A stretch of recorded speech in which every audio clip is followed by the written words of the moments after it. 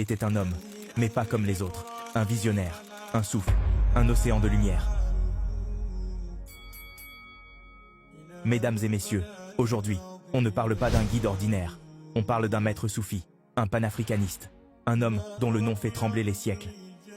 8 novembre 1900, Taïba Niassène, un enfant naît, on l'appelle Ibrahim. Il ouvre les yeux dans une maison où tout respire le Coran. Son père, El Hadj Abdellah Niass, résistant aux côtés de Moba Jacouba, un combattant, devenu cultivateur, un maître qui a choisi la charrue et le livre plutôt que l'épée.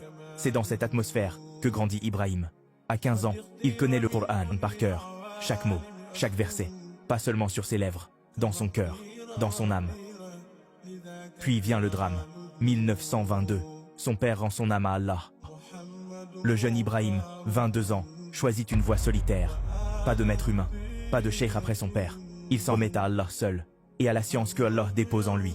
Alors, arrive le moment, 1929, Kaolack, il proclame « Je suis Sahib al-Fayd », un mot, un tonnerre, une annonce qui bouleverse l'histoire, le Fayd, les fusions prophétisées par Cheikh Ahmed Tejani, un flot de lumière qui rend la Marifatullah accessible à tous, hommes, femmes, riches, pauvres, savants, ignorants, tous. Imaginez la scène, un disciple tremblant, illettré, qui s'assoit devant lui, quelques paroles, un dhikr, et soudain, les larmes coulent, le cœur brûle, la gnose est là, la proximité avec Allah, un miracle à portée de main. Alors les foules affluent, Kaolack devient capitale, une ville nouvelle naît, El Medina Baye, pas seulement des maisons, une cité de lumière, une zaouïa vivante, des madrasas où résonne le Al-Qur'an, jour et nuit, des femmes savantes qui enseignent, des enfants qui récitent, des hommes qui pleurent d'émotion en entendant son nom. Puis, 1937, la Mecque, il croise l'émir de Kano, un roi puissant du Nigeria, il le regarde, il s'incline, et il prête allégeance. En un instant, des millions de Nigérians deviennent disciples, un peuple entier rejoint la voie du Fayd, l'expansion est fulgurante. Nigeria, Ghana, Mali, Niger, Soudan, et au-delà, un flot qui devient océan. Mais Baye Niass n'est pas seulement un maître des cœurs, il est aussi une voix des peuples. En 1959, il écrit « L'Afrique aux Africains ». Il dénonce le colonialisme. Il rappelle « La vraie liberté commence par le cœur. Un cœur libéré, c'est une nation libérée. » Ses alliés, Kwame Nkrumah, Jamal Abdel Nasser, le roi Faisal, président, roi, révolutionnaire. Tous viennent à lui, tous l'écoutent. Il devient vice-président de la Ligue islamique mondiale. Puis vient une scène inoubliable, le Caire, la mosquée d'Al-Azhar, un vendredi, des milliers de fidèles. Un silence, un souffle, puis une voix, celle de Cheikh Ibrahim Niass, un Africain de l'Ouest.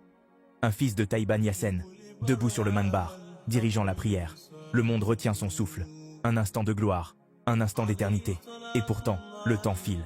26 juillet 1975, Londres. Il retourne à Allah, les disciples pleurent, les foules gémissent, mais sa lumière, elle, ne s'éteint pas.